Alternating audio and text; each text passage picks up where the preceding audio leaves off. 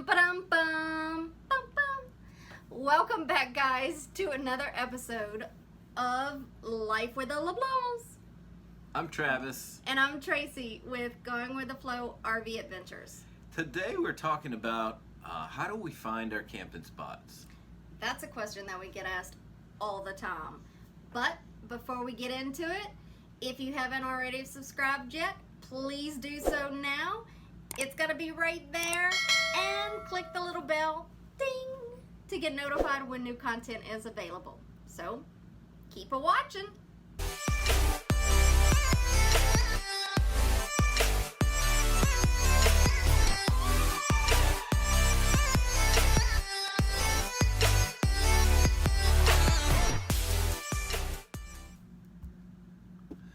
So, most people, when we're riding around or we get to a place, we meet some new folks, and then we start talking to them, and they say, "What's the first question most people say as far as camping spots? You know, where are you guys going next? Usually, Yep. right? Yep. So they say, where are you guys going next? And then we're like, oh, what? I don't know. We kind of spontaneous about that. So as we travel in, we look for actual, if we're going to a national park, let's say, then we'll search out spots for around that area. Yep. Depending on where we're going. Mm-hmm. Now, how we also like to, the spots that we do pick. Come a little closer in the camera here. Don't be shy. Don't be shy.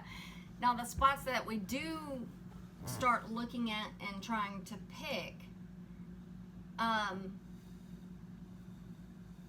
is usually 5 miles from what it is we want to do. We try to get as close, to the area that we're going, to explore, the most. So, like I said, if we're going to, let's say, Grand Canyon, we're going to look for a boondocking spot outside of the entrance that we want to go into the Grand Canyon at. Mm-hmm. And so, as far as a radius, it just really depends. I mean, we try to get close. We get as close as 5 miles and can ride our bikes into the park. Yeah. But sometimes, we got to go, maybe 20 or 30 miles away, to get to some places, like in Durango. We were, in It took Durango. us about 15 minutes or so to get into town when we were there. So Yeah, we were parked at a boondocking spot called Madden Peak. Madden Peak. And it was 20 to 30 minutes into town from there. Yeah. Which isn't that bad, that big of a deal. But yeah. So we'll pull out some apps, and that's kind of the next question. What apps? We use a lot. I say a lot, but we use a few different apps for finding our locations as far as the spots we camp in. Yep, we do. We have certain apps. And that's really your category, mostly. Yes. Using those apps. Yes. So typically, we have a general area that we want to go and explore, whether it be Grand Canyon, a national park, a particular state, wherever. And then from there, I'll pull up our apps. And there's several apps out there that we do like to use. Our top one is Campendium. And if you don't know anything about Campendium, it is a great app to use to find all kinds of different spots, whether it be off-grid locations, campgrounds, dumping stations. So Campendium has reviews on it that describes and photos that describes the area that we're thinking about going to, and it'll have big rigs, friendly, or different things like that, or people say they enjoyed the place or they didn't enjoy the place, and then the pictures. Yeah. That helps a lot. Especially because we have I mean, we have a 38-foot fifth wheel, so we can't fit in the same spots as, you know, a small travel trailer. So we have to be conscious of that when we're choosing different spots. And Campendium has those resources on the website itself or on the app itself that helps us find the right spot that we want. There's some other apps out there, though. Some of the other apps are Free Camp Spots. That's an app that we use. All Stays. All Stays. That's the one I was thinking of. Yeah, we also use that one. And there's different ones that we use.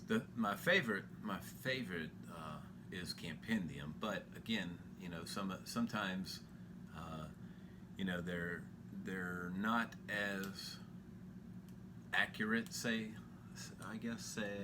with the information. Well, it might have been sometimes a little while since somebody has posted something on it. Yeah, so it might have changed since the last post or review on it. So, but it works the best for us. Yeah. But word of mouth too. You know, oh yeah, definitely. People you meet along the way sometimes has more experience than you, and just picking their brain on, and some of them will tell you, you know, we don't mind sharing our spots. We don't have many secret spots, so to speak, because that's what people say, right? They say, tell us where the secret spots are. Okay, we know how to use Campendium, we know how to use Google, but, you know, there's some spots out there that are secret, so to speak. They're not secret. They're really not. They're really not. No. They're just places that people, there might not be as known about. But might not be as popular, you know, a popular spot or whatever. But there's plenty of areas out there that you can go and stay, whether it be off-grid or campgrounds. So, which leads me to when we're not boondocking and we're staying in campgrounds, how do we pick what campground that we go to? For us, for us, we're 1,000 Trails members, so that determines a lot of times. And we will put a link to our affiliate down at the bottom. So if you're interested in more information about 1,000 Trails, we have a video which will be somewhere around there, and we'll put our link down in the description below. So now that she's finished with the infomercial, so what I was going to say was the 1,000 Trails membership that we have, again, it doesn't cost us to stay at parks that are 1,000 Trails parks. So, of course, we're members, so we're going to seek out those because it doesn't cost us anything. But free is better. Yeah, but along with that, there's, you know, there aren't 1,000 Trails parks in the Midwest, right? So, like, not many, I should say, like in Utah and Colorado, and New Mexico, right? Yeah. You know, stuff. So there's some areas we like to go, and there's no 1,000 Trails. So we'll have to either boondock or use one of the apps as well, Campendium, All Stays, and then Passport America. And then look at reviews, you know, from that point too, just like everyone else. Yep. We also have Passport America, Good Sam. You know, we try to find campgrounds. Harvest Host is good too. Harvest Host, we use that a lot too. So, you know, but Harvest Host, typically you can only stay one night. So we will use Harvest Host when we're actually traveling several days. We'll stay overnight somewhere, and usually there's no hookups or anything like that either, so you have to kind of, you know, depending on where you are, is it too hot, is it too cold, you know, those types of things. So, and then of course we do go scout out locations too, you know. So you know, so if we're in a certain area, I don't know, and we know we're going to want to come back to that area. We'll go look at other, you know, boondocking spots around that area for when we come back too, or we'll just discover some that we didn't even know about Yes. just by scouting and riding around. And I keep a running list of all of the camping spots that we have gone to, and those that friends have recommended to us. We'll go back and go through that list and check to see if there's a spot that we want to go try out. But yeah, apps is definitely the way to go. So another question that people ask us all the time is, what happens when we pick a spot and it doesn't work out? Well, we typically have plan A, plan B, plan C, and sometimes D, E, and F. We usually, yeah, when we looking for a spot that we're unfamiliar with, you know, like a place that we've never been or something, and we don't know what to expect at all. Because sometimes, you know, you're in a desert area, and then you look, the next spot you go into has trees and stuff, right? So you don't know, you know, the trees are too low, or the road's too curvy, or whatever. So we've picked some spots that didn't work out. Yeah, we just had to turn around, or, you know, sometimes we'll take the bike off. You know, that helps out a lot. That goes with the scouting question that we get asked about too. Yeah, so we have a big rig, right? And so if it doesn't look, you know, quite good to me, then we'll get a bike off and go scout on the bike. And we'll go scout on the bike and stuff. But we always have several spots picked out. So we don't just say, oh, we're going to go here, and expect that everything to work out fine and dandy. We always have a backup plan, and that's something that newbies need to know when they do, you know, or are trying to go camping off grid. That your plan A isn't going to work all the time. It could be just, you know, full because it's first come, first serve. Right. So, you know, all the spots could be taken. Yeah. You know, definitely.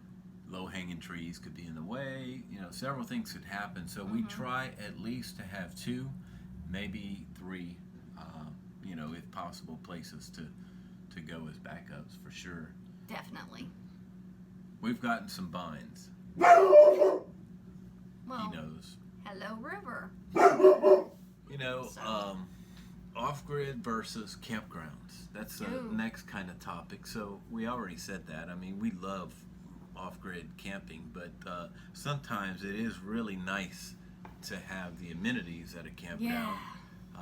You know, a hot tub, swimming pool, you know. That's you. Electricity hooked up constantly, and water. I could take hot showers at campgrounds. So it has definitely advantages to of course it does, being at a campground, but you lose the peace and quietness, you know, of being out there with no one else next to you. Yep.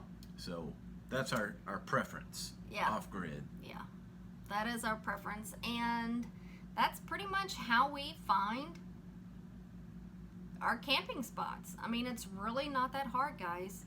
Now, to kind of recap a little. Now, if you're new at this, okay, RVing in general or traveling full time, our first year was not as simple, you know, as this. We had questions.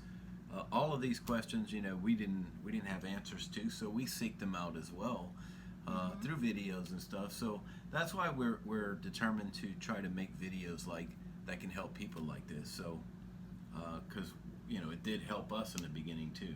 It did. Our first year, we had no clue No. where to go. We had no clue. We winged it like. And the crazy. apps have changed too, you know. So the apps and technology out there has changed while boondocking in the middle of nowhere. So. Yep. All right.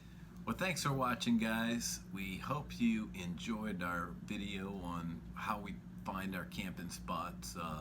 some things we may not have covered that you may have been interested in learning about more and how we do things. So in the comments below, just ask some questions. We'd love to hear from you guys. So in the meantime, if you haven't already subscribed to our channel, do so now, please.